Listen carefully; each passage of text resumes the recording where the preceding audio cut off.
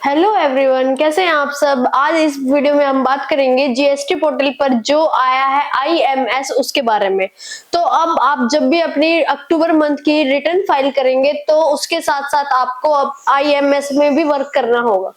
और इसी के साथ साथ एक क्वेश्चन और आ रहा है कि हमारे आईएमएस में ब्लॉक क्रेडिट शो हो रहे हैं, तो क्या हम उसको एक्सेप्ट कर सकते हैं या फिर उसको रिजेक्ट करना है।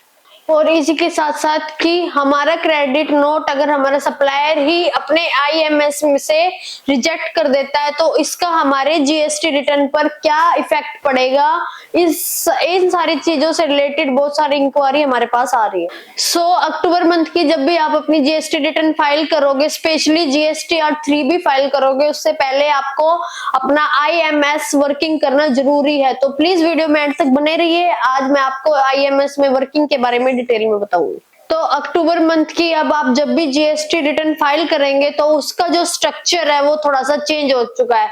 तो कैसे चेंज हो चुका है वो आप आगे वीडियो में देख। अब आपका जो चेंज हुआ है वो ये हुआ है, आपकी जो जीएसटीआर 2 भी अब जनरेट होगी, जो होती है 14 नवंबर को अक्टूबर मंथ की, वो अब आपकी फाइनल जीएसटीआर 2 भी नहीं होगी। लास्ट मंथ तक क्या होता था कि जैसे ही हमारी 14 को जीएसटीआर 2 भी फाइल हो जाती थी या फिर जनरेट हो जाती थी तो उसके बाद उसमें कोई भी चेंजेस नहीं कर सकते थे, वो कंप्लीट जीएसटीआर 2 भी होती थी। लेकिन इस मंथ से ऐसा नहीं होगा। इस मंथ से जो 14 नवंबर को आपकी जीएसटीआर 2 भी जनरेट होती है, आप उसमें चेंजिंग कर सकते हैं। और किसके थ्रू चेंजिंग कर सकते हैं, वो आईएमएस के थ्रू करते हो। जैसे कि आईएमएस में अगर आपने किसी इनवॉइस को रिजेक्ट कर दिया है तो उसके लिए फिर आपको दोबारा जीएसटीआर 2 भी जनरेट करनी होगी। उसके बाद जो आपका नया जीएसटीआर 2 भी जनरेट होगा उसी के बेसिस पर आपका जीएसटीआर 3 भी में डाटा जाएगा। 14 नवंबर को जो जीएसटीआर 2 भी अब जनरेट होता था वो आपका फाइनल नहीं होगा, वो होगा जीएसटीआर 2 भी ड्राफ्ट। तो अब आप जीएसटीआर 2 भी में चेंजेस भी कर सकते हैं और उसको रीजनरेट भी कर सकते हैं आईएमएस के थ्रू।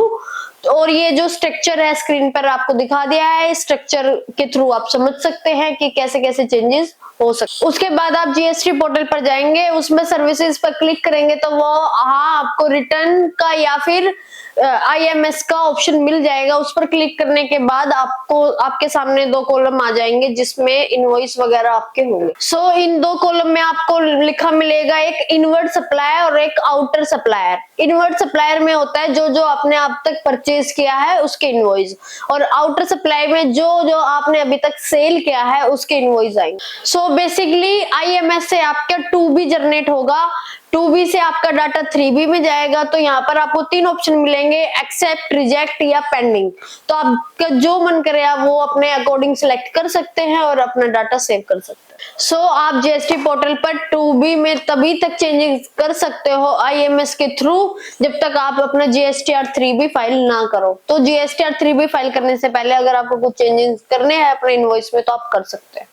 इस वीडियो से आपको पता चल गया कि आप आईएमएस के थ्रू अपना 2B में चेंजेस कर सकते हैं। अगर आपको वीडियो अच्छी लगी तो प्लीज लाइक, शेयर, कमेंट करें और हमारे चैनल तिस्का को सब्सक्राइब करें। Thank you so much.